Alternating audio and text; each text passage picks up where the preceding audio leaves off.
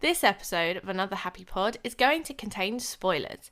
If you've not experienced the content yourself, please go ahead and do so before coming back and listening to the boys ramble on about it. Thank you very much.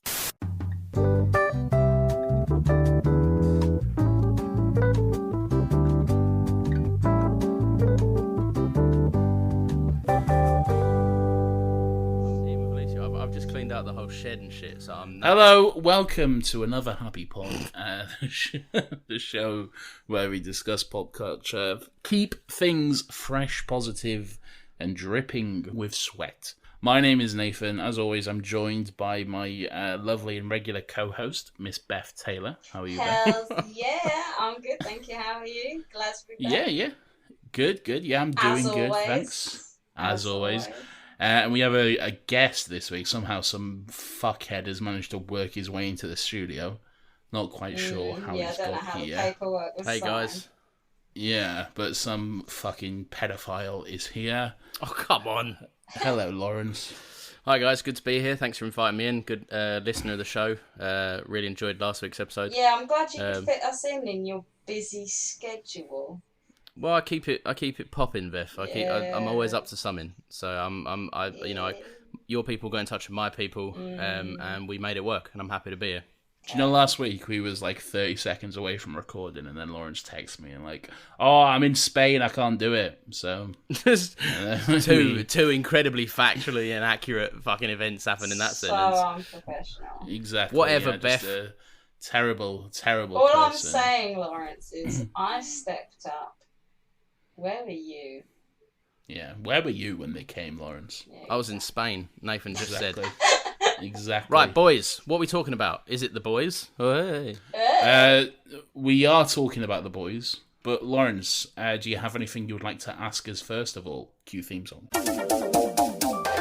Another happy question. Hello, everyone. It's time for a question. Right, I have one that I thought about literally 20 seconds ago, but I'm actually quite happy with it. So, right, stick with me because it might be a bit convoluted.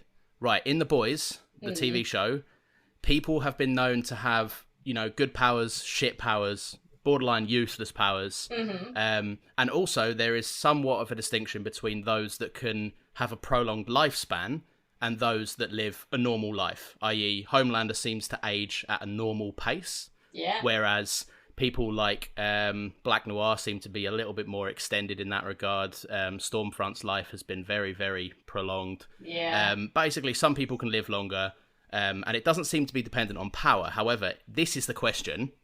Would you rather have a prolonged life with a shit, I'm talking dog shit, useless power, like a really long penis, but it's like forever limp and you can't do anything with it? Okay. So like it's just, useless. Your orgasm, but not as exciting. Yeah, basically. So let's basically a really, really long life, or as long as you want, as preserved as you would like it to be, with a useless power. Or would you rather have a great power like flying, teleporting, something you could use every single day, but live a shorter than expected human lifespan? When I'm you talking say like maybe shorter- 60 years. 60. Yeah, that's like your like 80 is the norm normally around humans. Like 60 is your like norms. Maybe you could reach Okay. 70, maybe not. Okay. I know my Well, answer already, to be fair. I but yeah. already know my answer as well. I'm not going to lie, Well, that's Lawrence, not how pretty it works. We'll That's- get back to No, it. no. Yeah, no, I know. I know. I'm saying we'll get back to it, but I'm just going to say that's pretty fucking easy. All right. Anyway, Wow. let's get on with the show. Beth, you watch The Boys. I didn't know you watched The Boys. How long have you been watching The Boys? Are you new to The Boys? Or are you old to The Boys? I've actually been watching The Boys since it first came out. I don't Been know watching the boys longer than me. when did it first come out. I can't. 2019. Oh Jesus Really? Christ! Really? Was Probably. it that? No. Yes, it was. Yep. Well, I never watched it like episode to episode when it was first released. Like it was probably maybe like a couple of weeks, maybe like basically it was all out, and I don't know how we got in. I started watching it with Ben. I don't know how we got into it. I couldn't tell you. Like those were hazy days. Maybe we come across it as like a recommendation or something. It doesn't stick with me how I got into it, but yeah, I just remember when I first watched it, because that was kind of like the first time, or at least the first time I've seen superheroes be painted in that kind of light. Yeah. And it shot like that first episode with A-Train. And Well, yeah, it's like the first scene, isn't it? And Yeah, someone just gets fucking run through. At that point, I was pretty much hooked, like straight away, and I was like, "This is insane." I loved it, and Yeah.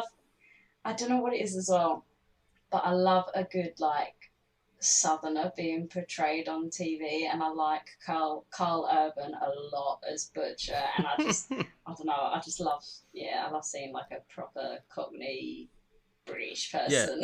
with an extremely believable accent. Yeah, like it's so exaggerated, but I love it because it's like every word's a C, and it's I don't know, I just find it quite jokes. Oh, you can say it, Beth. Welcome to this podcast. And now Yeah, I you can have say cunt here. Okay, yeah, he says the cunt word quite a lot. Woohoo! The cunt word. Yeah. Beth's let her, the cunt word. Beth's let her hair down this week. I had to convince Nathan to watch this show because he thought it was for edgy incels. I still can't. No, I do But- and I don't. Like, do you know what? It gives me the same vibes, a little bit better.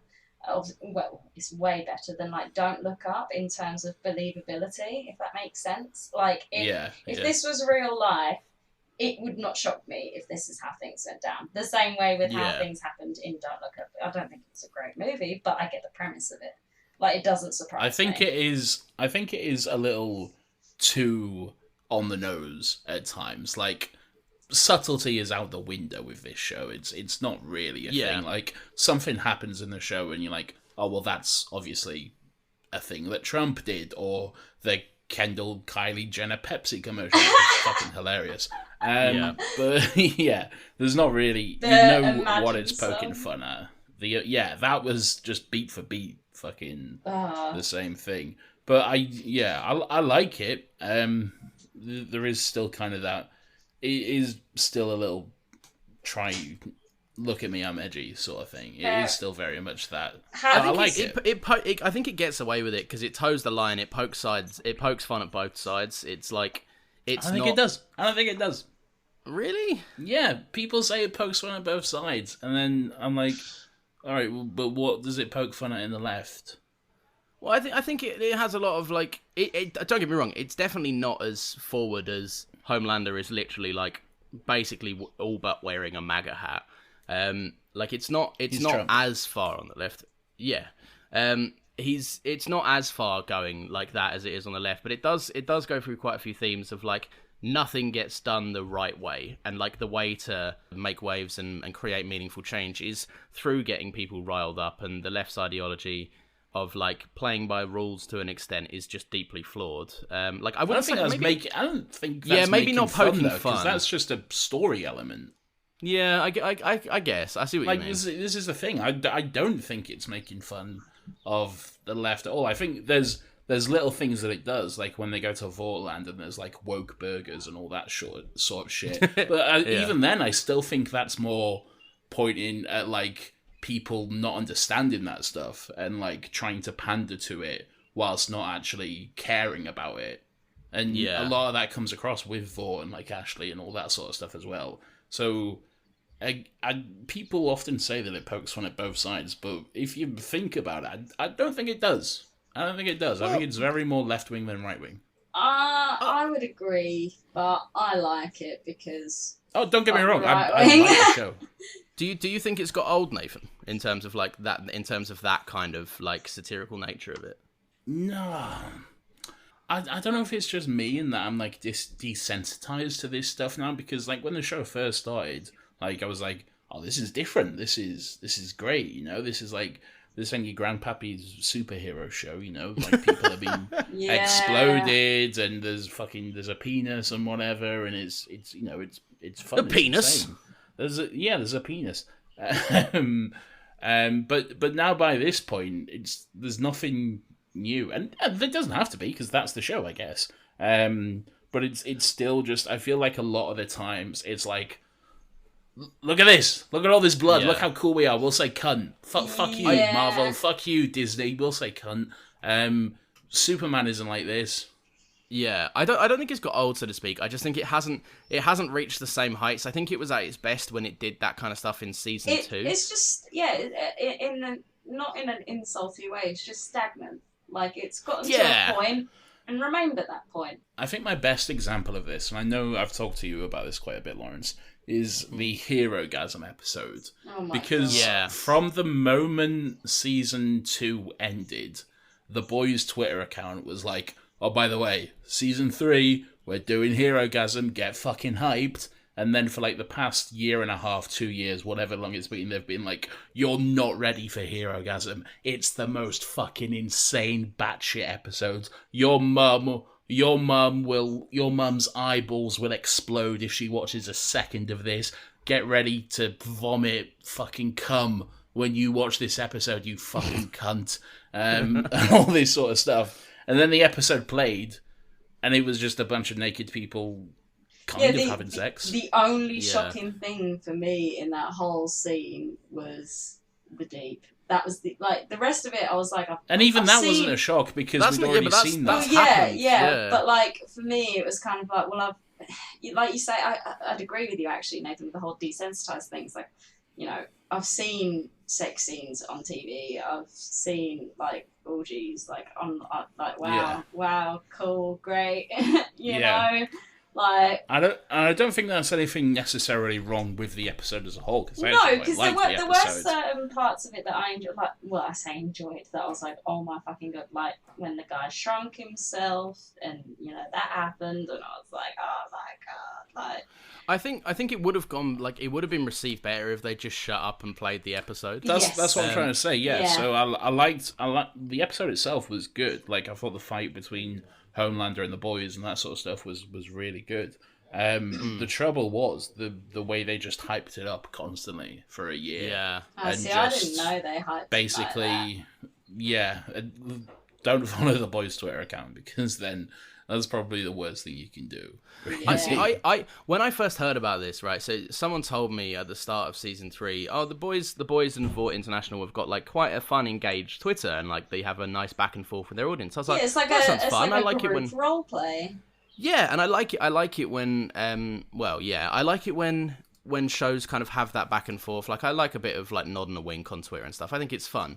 But when I did go on it, I was just a lot of the times I have unfollowed them now, but a lot of the times I was watching, I was reading their tweets and stuff, and I was like, the people like role playing underneath it and stuff. I was like, this is embarrassing. Yeah. Like it's not like I wouldn't be caught dead on the comment section of that being like, oh, like justice for Homelander. Oh, like, do you know what I mean? It's like what? Some of you guys need to get a life beyond the show.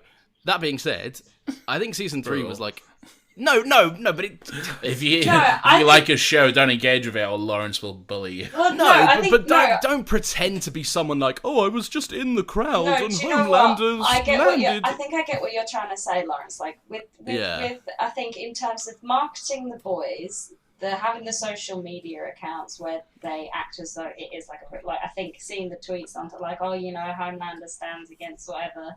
I think that's quite cool. You know, they're interacting. It's a good marketing ploy, that sort of thing. But yeah, it does get a little bit cringe when you do see some people like respond. Do you know you're just an average person. I feel like we've been very negative right off the bat there about the show, which is strange because I actually quite liked it. I liked the show quite a lot. I wanted to get my grievances out of the way because, like I said, for the most part, I think this is one of. Like, it's a very good example of, like, I think prolonging your TV show. Like, this was the season that was promised to do a lot of things, and a lot of people did get kind of jarred off by I know, Nathan, you felt completely the opposite way of this, but a lot of people got so, like, fucking wound up by the fact that the ending kind of reset the playing field and kind of didn't achieve much.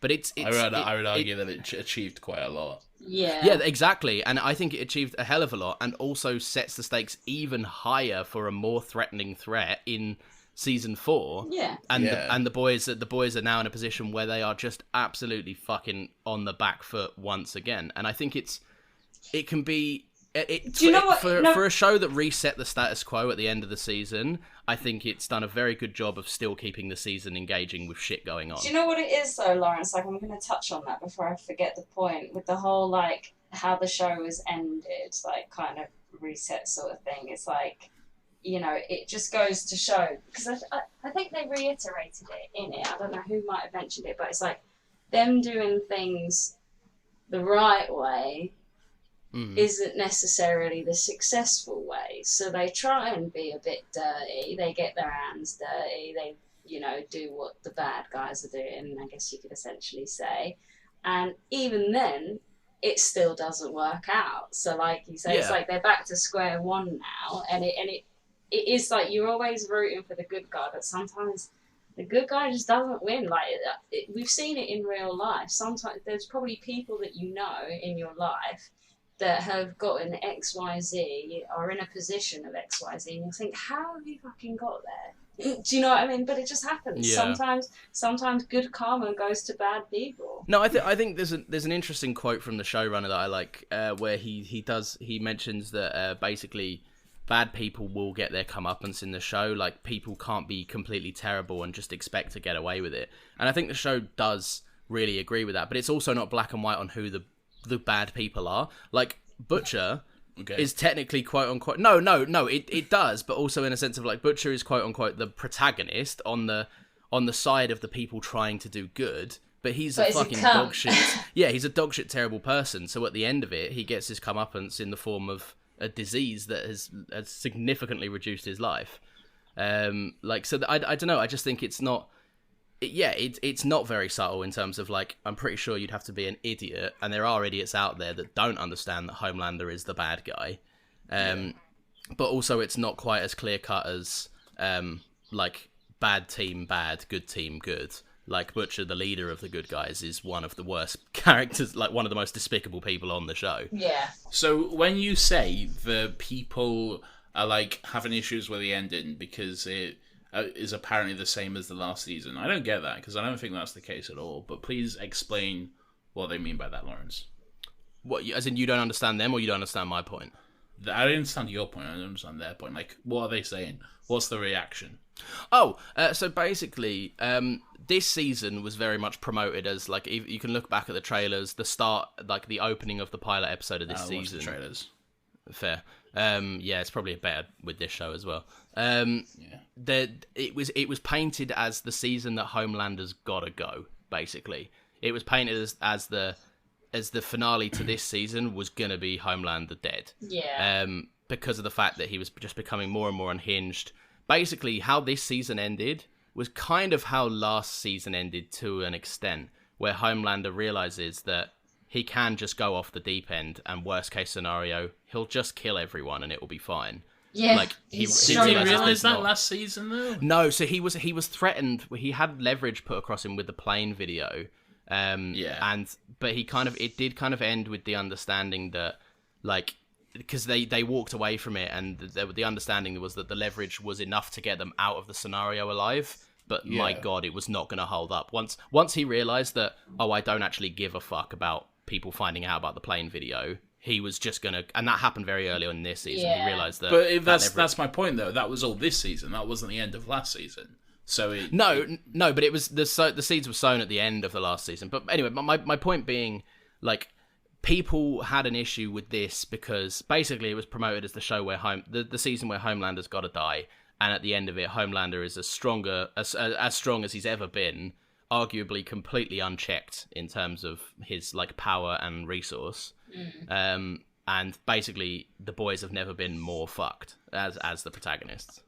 I don't know about you guys, but I'm very fucking tired of the criticism that the show was promoted this way, but it turned out to be something different. I don't care. Yeah. Fuck off. Don't give a fuck. Do you know what? Just watch Yeah, the do show. you know what? I kind of agree with you there, Nathan, because you have, like, people are like, oh, trailers, they give too much away, or oh, that was boring. Like, am I supposed to be excited for this? It's like, you're damned if you do, damned if you don't. That's why I've got If to you the go in point. dark every time, you'll always be surprised. Yeah. You may not like it, but at least you Yeah, gave exactly. it an honest go. I didn't watch the trailer for this season. I just knew it was coming out. Knew I enjoyed the last 2 seasons. Knew I would watch it, and I knew obviously Homelander's unhinged. You know, I kind of knew what was going to happen. I didn't need to see the trailer. I've kind of gotten into a habit of not really watching trailers anymore because it's nice to just go in completely blind. Yeah. And for me, I really did enjoy this season. To be fair, I think it's different from me. Maybe I don't know. As a woman, things shock me a little bit more. Maybe I don't know if that's like me being sexist to myself, but you know, I think it's quite. I was gonna say, Beth, excuse me. As a man, Beth, I can get shocked as well. No, okay? but I feel like, at least for me personally, like I don't know. I just feel like I can handle a lot. What shocked you? It's been a consistent running theme throughout the whole show, so not just this season, but like I still get shocked and affected by some of the violence that's in it, because for me, I can handle a lot. Like I'm a tough girl, you know. I get the period cramps What a little every soy boy. month, like, you know. But it's still, I don't know. It just sometimes I still gotta look away from the TV. It makes my body wince, like, and I like That's right. that. You know, I don't get me It's a wrong. very violent show. It's Yeah. very violent. It is, and that's why I'm shocked. I do enjoy it, if I'm honest with you, because You've to be fair though, you've always been like that. Like I remember you couldn't watch Daredevil for that reason, could you? exactly. There was Daredevil's not that bad. no, but this I know I could I probably mean, a guy go back. literally decapitates someone with a car, but all right. Yeah. Oh yeah. Oh, he does, doesn't he? I've probably grown up. That was quite a long time since then. I'd probably be able to sit through it and watch it. But like, yeah, I've always been that, like, not squeamish, like, because I can handle a bit of blood. I can handle, you know, a broken bone. Like, you know, I've been through that myself. Like, I'm not a wimp, but it does push the boundaries, this show. It's probably paired with the fact that sometimes it's quite intentionally shocking as well. Yeah. Like, And it a does, lot of the it times does get you to don't me. know the deaths are coming. Yeah, and I can't lie, every time it does get to me. Like, every piece of shock value that they put into the show this season genuinely did shock me. And I enjoy it, like, although I don't like it because it's gross and it's disgusting, it's like a love-hate relationship. Like, I enjoy feeling this way because it's actually making me feel. I like shows that make me feel something, whether it's happiness, sadness, cringe, like, you know, when It's that thing as well where, like, humans have that thing where, like, you drive past a car crash, you don't want to know what's there, but you'll always look. Yeah, exactly. Like if I'm sat there on my sofa and I can't keep still because, like, you know, I'm getting excited. Like when I was watching Stranger Things, like my legs would be shaking in certain, like, heart racing scenes. Like, and with this, if I'm like jumping up or, like, you know, covering my mouth with my hand because I'm shocked, like, I like that because it's actually making me feel something. Yeah, you're engaging with it, Yeah, which is cool. yeah, I like that.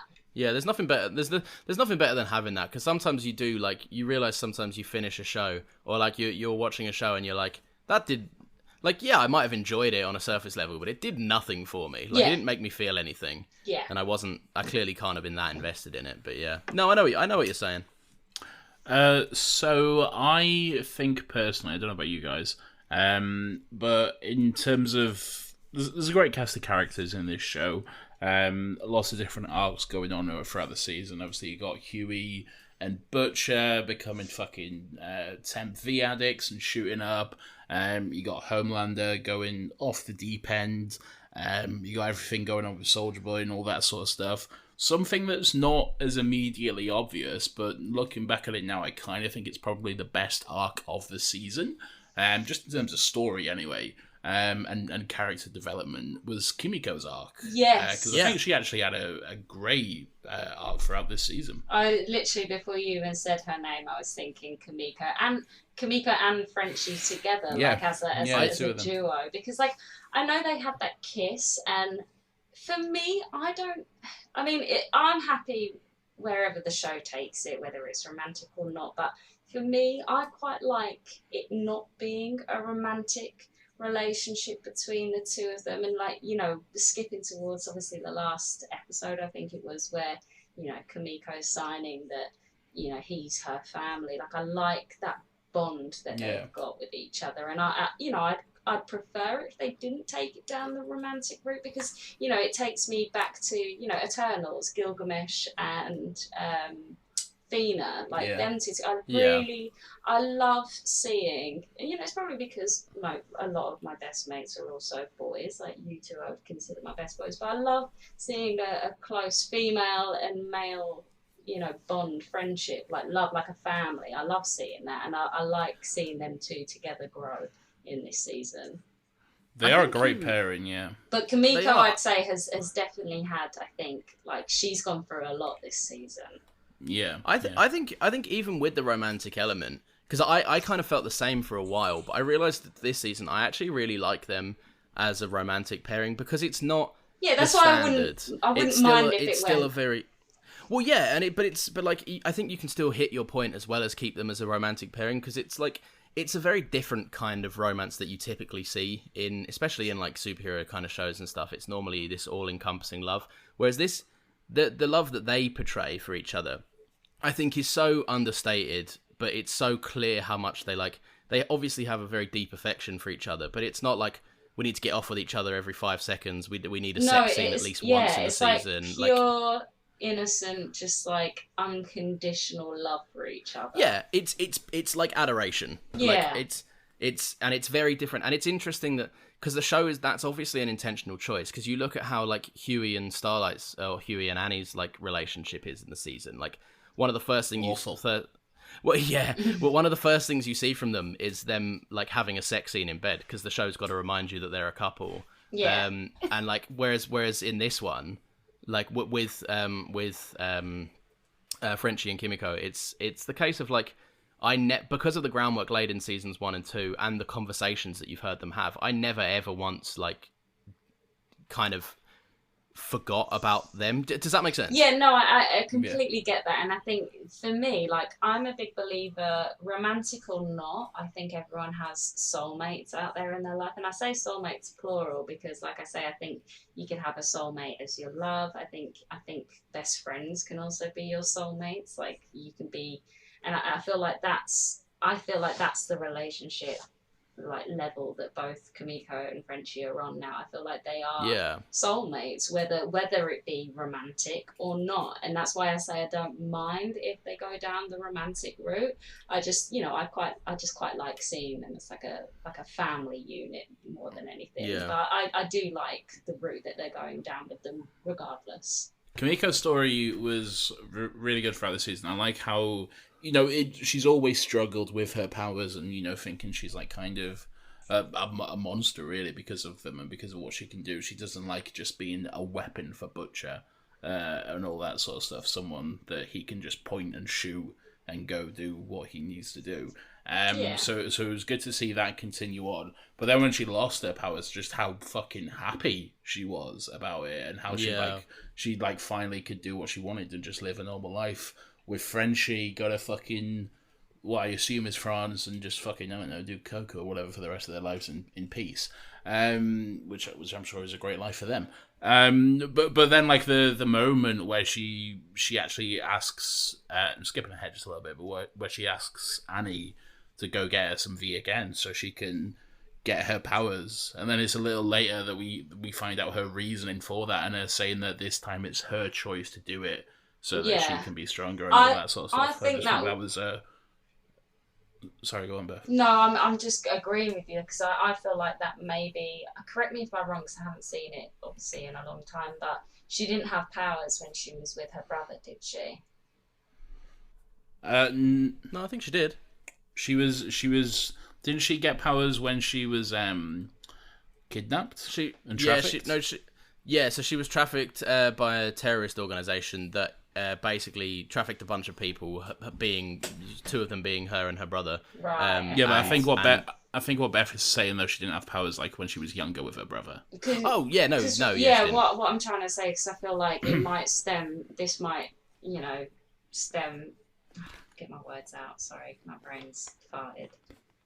I think that a feeling might have come from her, like you say, when she was younger with her brother, she felt like she couldn't really protect him as well. And then when that happened with Frenchie, obviously, where she was technically human again, I think part of that maybe would have, for me, it would have crossed my mind, like, thinking, oh, I'm in this position again where I can't protect the person that I love, and if I did have these powers, it would help. So in her terms, she's like, I want to use my powers for good. Technically, she doesn't have to ever really use her powers if she doesn't want to, because it's not like, it's just like superhuman strength, and she can like fight and shit. But she's But- like invulnerable to damage. Yeah. And she's got like basically Wolverine. So on the surface, though, she's normal, right? Apart from all of his powers. No, but like as in Wolverine's like basic level, like you shoot him in the head, he's just gonna come back up. Like he can she can slash you to fucking pieces. Yeah. So like, but on a surface level, she's normal, right? So she could still have her powers, but not use them. But on her terms, like you say, not be Butcher's weapon anymore, but use them in a position where she can protect who she loves. That was like one of my favorite scenes in this entire thing was when Little Nina did capture Frenchie and was like, basically, this person or Kimiko is going to get shot in the head now unless you do something. Or no, you have to choose which one. Yeah. And I love because that's when Kimiko has not got her powers. Obviously, otherwise she probably just wouldn't be in that scenario. Yeah. But I love the scene after she brutally murders two dudes. And I love the realization there that she realizes, it's not, the powers don't make me a monster, and these aren't monstrous acts. They are acts of love and defense for the person that I want to protect. Yeah. Like you said, I think one of her arcs is her arc in this season is just like fantastic. Yeah. Really, really good. And considering, she never speaks a word, I love it. Yeah, it's such a powerhouse like performance, Yeah. and she mostly she pretty much exclusively, apart from a few like kind of dream-esque sequences, almost exclusively like just uses sign. Yeah. And I think that's it. One, it's like an amazing choice, and two, how her and Frenchie can still be like so kind of like enchanting to watch on the screen. It just shows just because you're just because you're mute or whatever, or deaf or whatever, doesn't mean that you don't feel these emotions, or like, and I think it helps as well, the actress, like, she's very good, like, I can feel, like, through her face, she's very good at portraying the emotions that Kimiko's going through at that moment, so I don't know if the actress is actually, like, deaf or anything. I don't believe so. I don't think she's not deaf, she's just mute. The actual actress? Kamiko, no, just Kamiko. Okay. Oh yeah, no, I know Kamiko's not deaf because she can obviously hear I don't think the actress. I don't think the actress has a disability. I don't think. Okay. I wonder how people would have reacted to that. I think it's fine.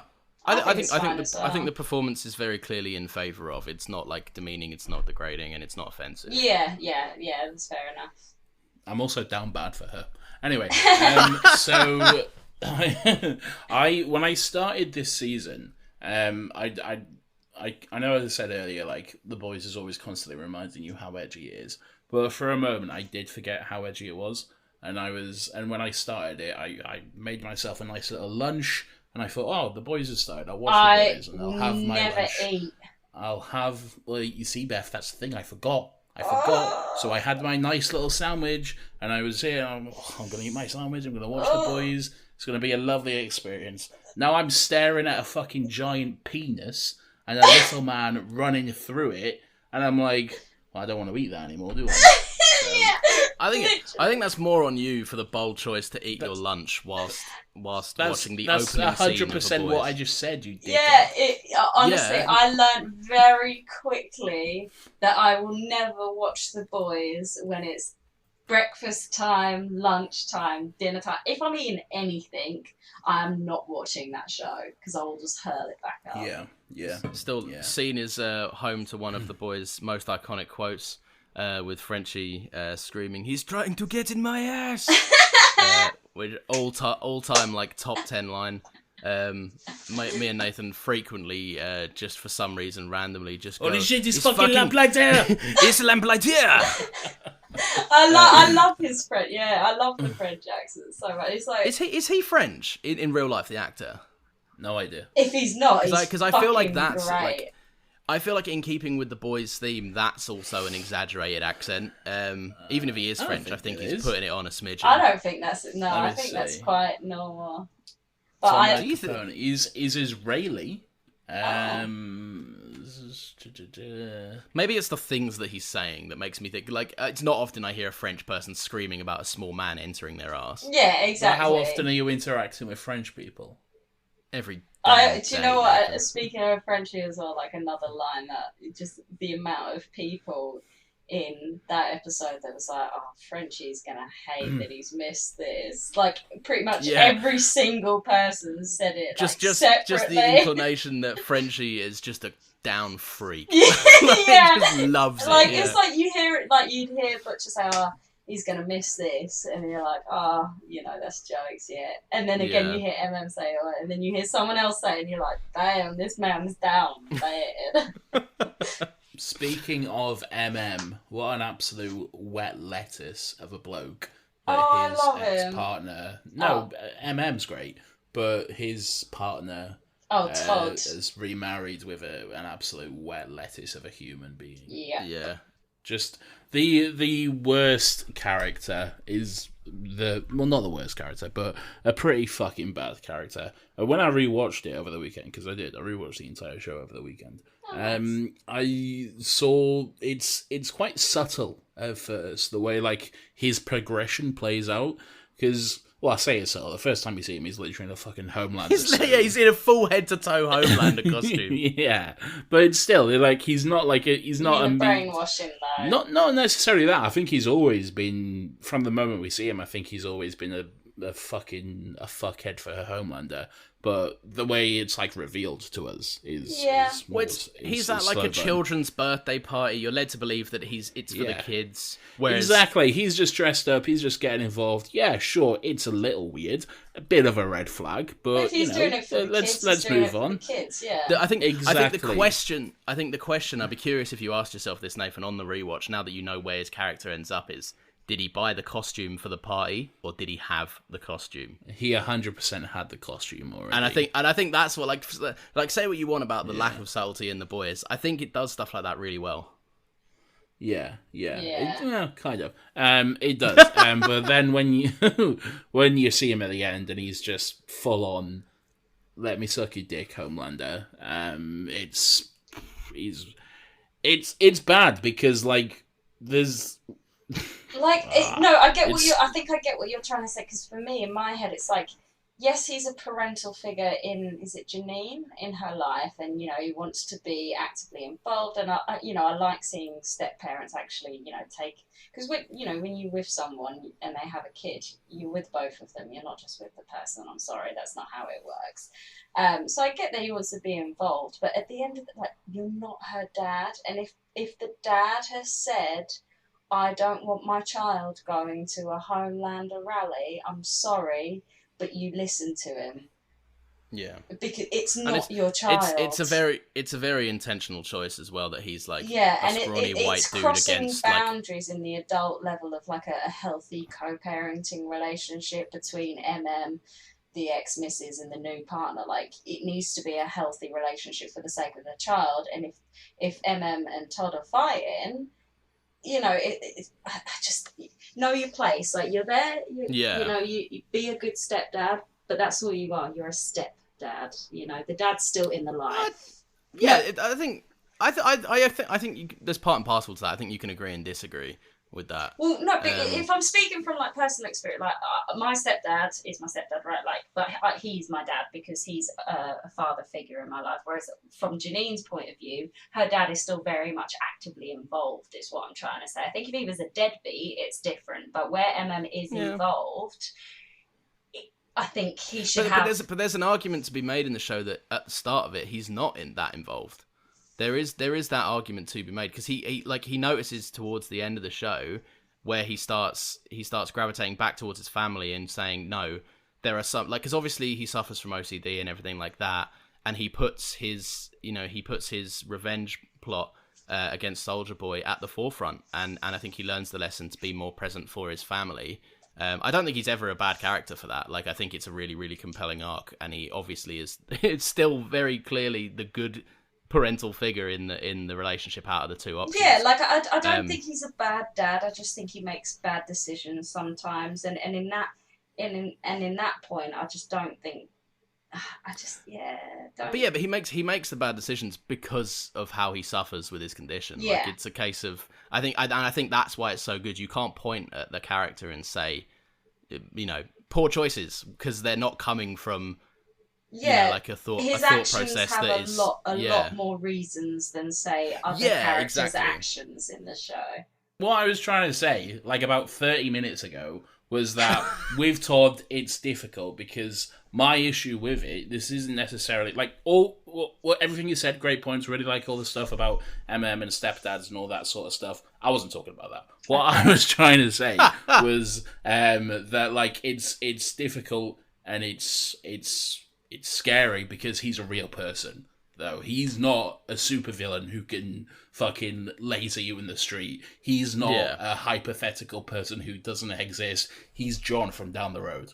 He does exist, and he's someone who allows the Homelanders and the Trumps and the whoever else of the world to he's the one who enables them and then makes them feel like they are unchained and then can do anything. And that's why he's a dangerous and terrifying character, even though he is a wet lettuce.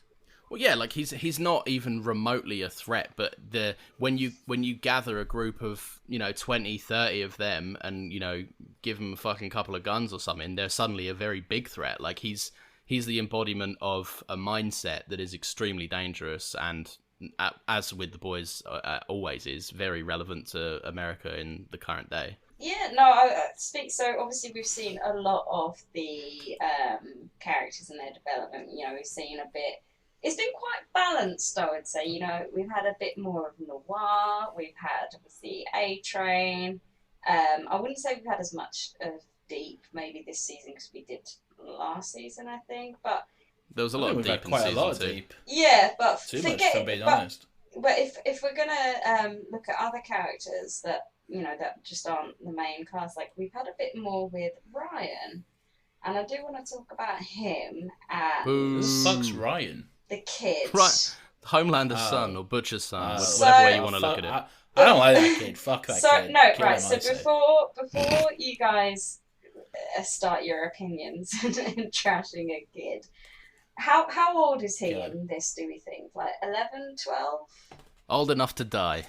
Okay, right.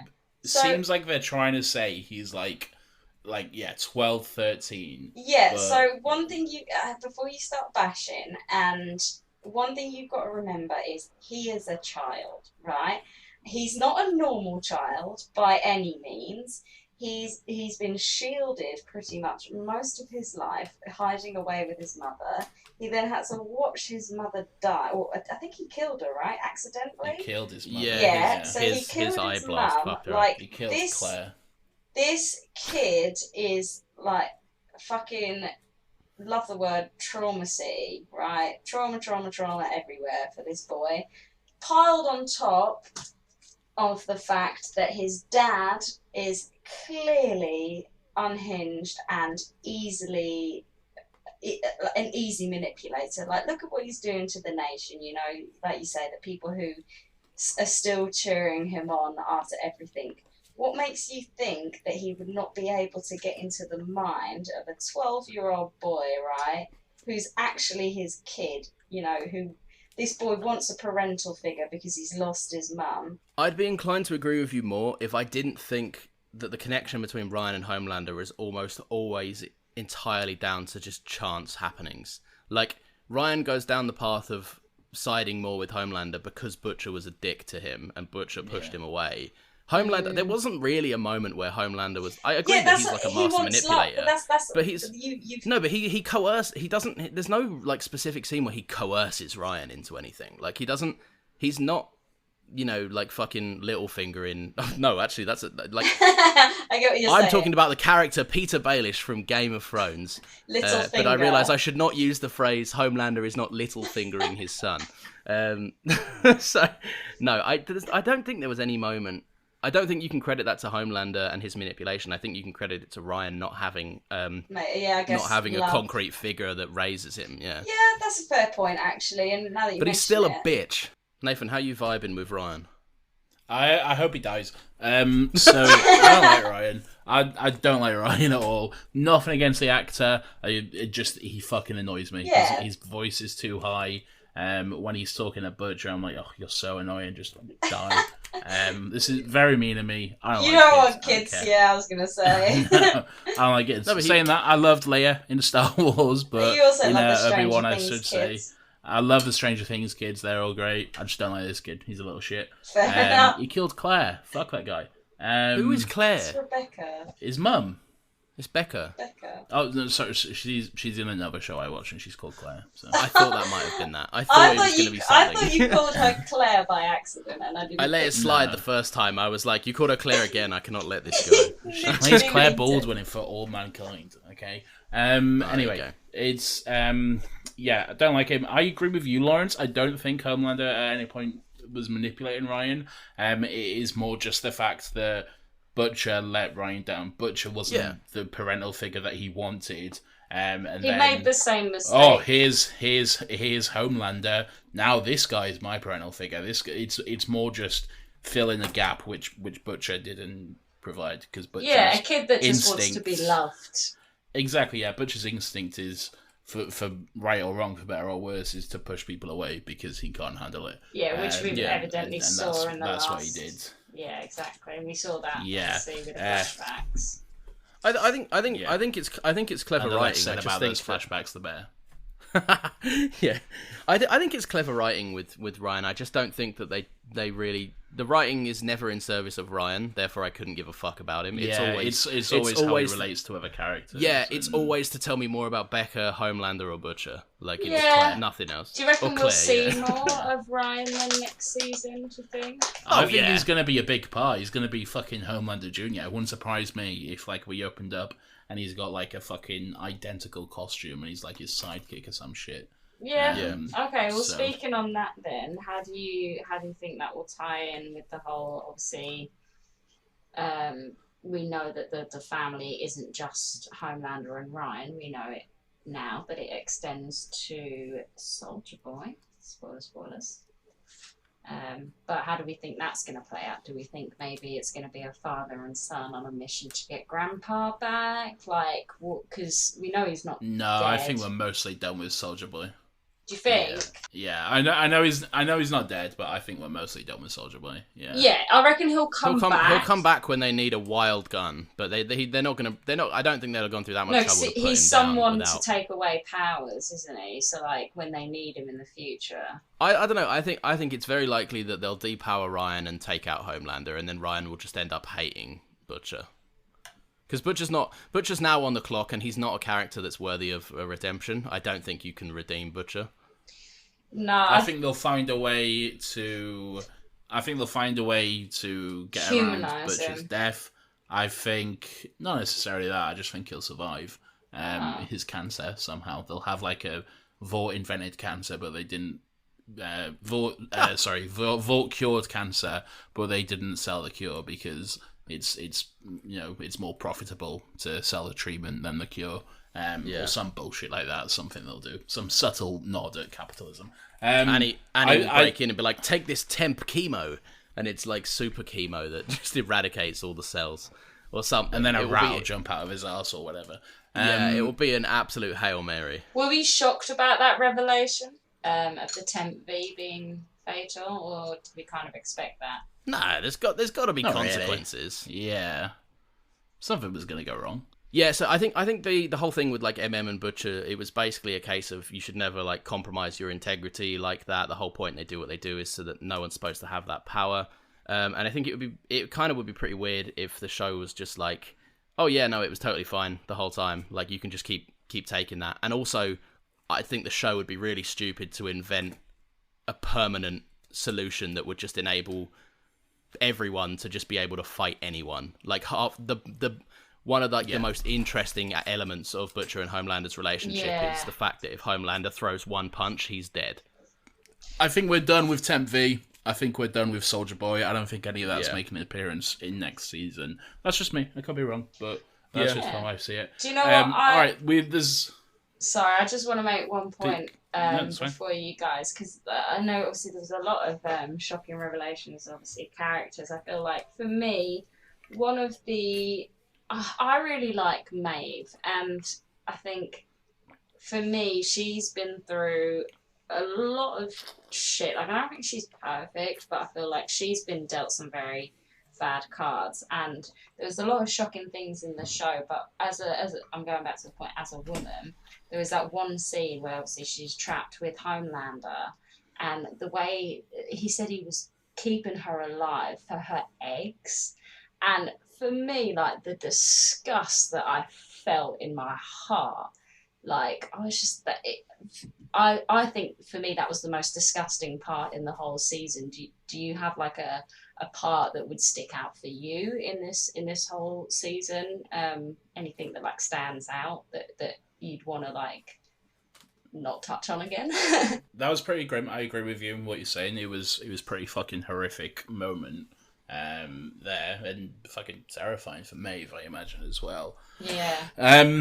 Not necessarily the same sort of thing in the way you're coming at it, Beth, but a moment which I think I said this to Lawrence, the moment which I found the most horrific of this season, and we've already briefly discussed it, is the ending moment where Homelander kills that guy with Ryan, just because then that is it's not, it's not scary, it's nothing compared to like shit we've seen in The Boys. It's just another fucking day, but it's the fact that it's now like Homelander's chains being taken off, and it's now the fact that he realizes that he can do whatever the fuck he wants. Yeah, would you say that your feeling was maybe amplified by seeing how people reacted to that as well? Yeah, that's exactly what I'm talking about. Yeah. That's why it's horrific, because of the reaction to it, because the crowd's cheering, and everything like that. So yeah, it's just it's you just fucked. know it's fucked from that point. Exactly. Yeah, because now he's completely off the rails, and like they can release the fucking plane video now, and what's he gonna do? Absolutely fuck all. They don't care. His fans don't care. They'll just say, yeah, he was having a bad day or whatever. Like, there'll be something else. It does not mean shit. Yeah. They can release that and it will have no fucking consequences whatsoever. I think one of the... I don't think it's the most impactful moment, but it's definitely one that I really liked. And it kind of speaks to a little bit more stuff on the ending as well. Was the moment where Homelander and what remains of the Seven... He's just murdered Black Noir, and he's sitting in front of Ashley... the Deep and A-Train. Yeah. And they're like the sole members left of the seven. And he basically just belittles all of them, says that they're like less than shit on a shoe. That scene where he tells Ashley to take her wig off, and I was like, oh. Yeah, and don't get me wrong, Ashley did one redeeming thing in this season, but fuck her into the sun. Like, yeah. Her character can die. I don't give a shit. As well. Yeah, she's definitely we don't allow enablers in this household. Exactly. And I liked. I just love that scene where he's like, it's terrifying. Yeah. Like, to have a man with that much power have so much control over your day to day. Like, it's one thing to be a citizen and think that the threat of Homelander is out there, and that is fucking horrific and scary. It's another thing to be openly his enemy, but still have some method of fighting him, or like Maeve could still hold her own to a degree. But it's an entirely other thing to be sat across from someone who knows you personally, controls your like day-to-day life as well as your job, and knows also everything that you can do. See everything, because I forgot that Homelander, he could see through Noir's through Noir's mask. I completely forgot that he had that ability, and when he was saying like, I can see you, I was like, fuck. Like, he'd think he's safe under that mask, but he's not. Yeah. And that part, I was shit, he's powerful. Yeah, that moment when you realise that Homelander virtually has no weakness. Yeah. and that's why I love that moment, because he just calls the Deep over, and obviously we find out what he says to him in terms of like, go and basically murder the candidate for vice president. Yeah. But like, it's just the fact that he's like, there's only like literally one thing you could do for me: go and murder that person. It's the fact that that's an afternoon for Homelander, but he deliberately sends someone. Sorry. This is just me being dumb. Who was it that the Deep killed? I missed that. The vice president. Yeah, He killed so the vice Well, president. the candidate. No. The candidate for the person who was about to be announced as the choice for vice president to the guy that was pretty much nailed on to be the next president. All right, that confused me, and that's because AOC, not AOC. Yeah. Not Vice AOC. Yeah. president. Yeah, it's Yeah, because okay. it's because Homelander wants her in that position. Yeah. Okay. Gotcha. Yeah, and yeah, so that was just the main thing that got me about that is the fact that it's like that it would be so effortless for Homelander to just go and do that himself, but he just wants to exercise the control and make the Deep go and kill someone Yeah. because he's like just that much of a prick. Yeah. Yeah. I thinking about this whole presidential thing. I think eventually, I don't know if it would work because I think he's also going to die next season, but I think he might become president at one point. Yeah. I think it's likely. Homelander. Do you Yeah. think, like, so speaking of Homelander, obviously he's got to die basically because there's no way that, you know, unless the show's going to go to shit and it's just going to be about him being in power, like he's got to die.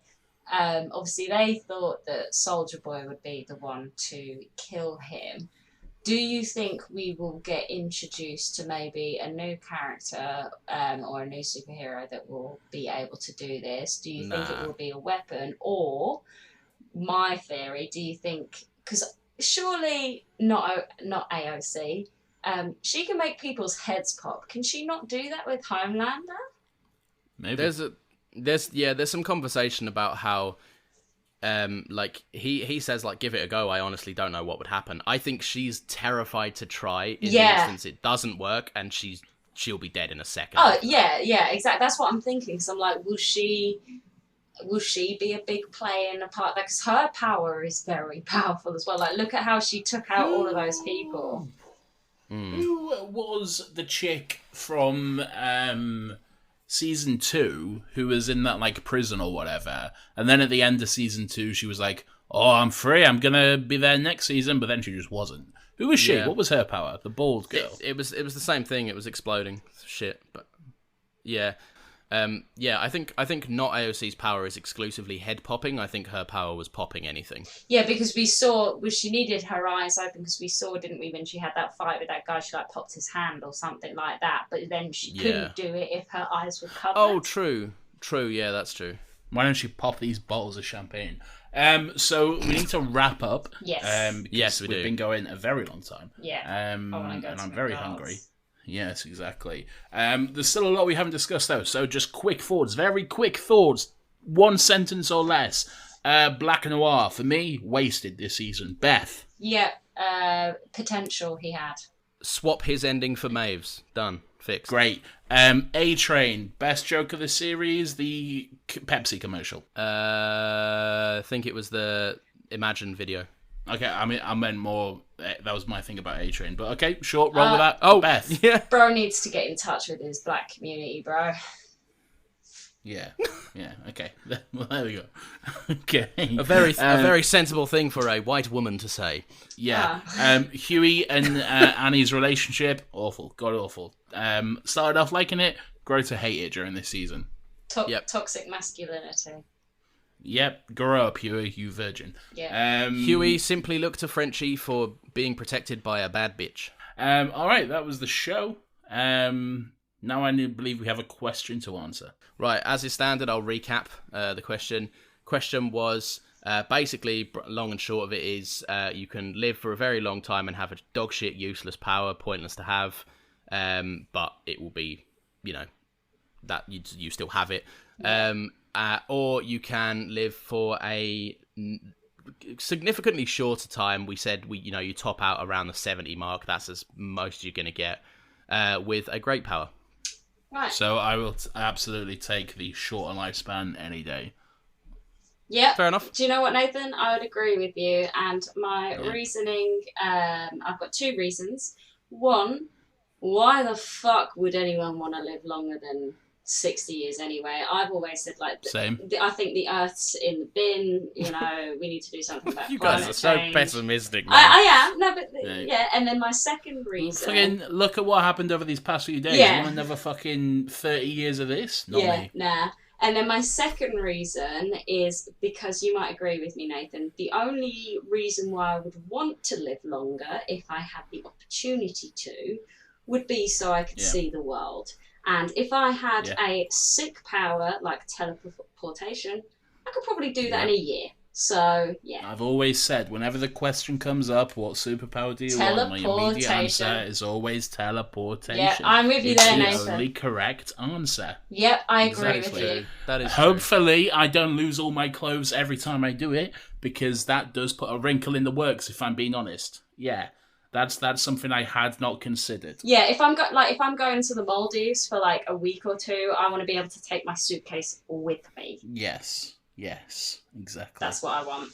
It also the way Huey's teleportation power also doesn't make sense as well, because like his clothes are teleporting, and the reason his clothes are not teleporting, which is obviously because he has the power to teleport, not his clothes. But then why does the person he touches teleport? Why can he teleport people? Exactly. But you naked. You would say because they're touching him, but so were his clothes. So checkmate, atheists. Anyway, that is the show. Lawrence, what a terrible question. Do better next week when we're discussing this. You tell me.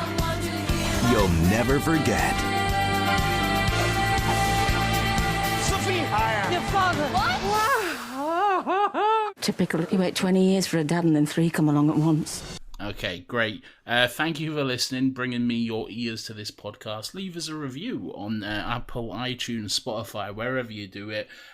Follow us on social media at Another Happy Pod. Hope you all had fun. Drive safely. Get home safe. And to play us out, here is Soldier Boy. Fab Five Freddy told me everybody's fly. DJ spinning, I said my. Flash is fast, Flash is cool. Francois Sabah, Flash ain't no dude, and you don't stop.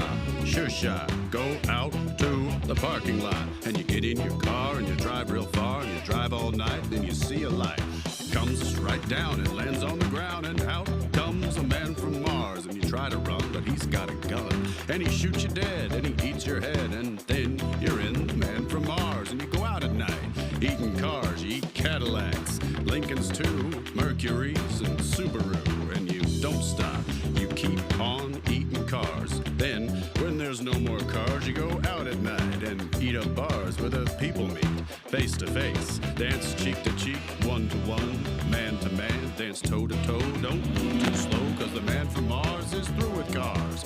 He's eating bars, yeah, wall to wall, door to door, hall to hall, he's gonna eat them all. Rapture, be pure, take a tour through the sewer, don't strain your brain, paint a train, you'll be singing in the rain. I said don't stop to punk rock.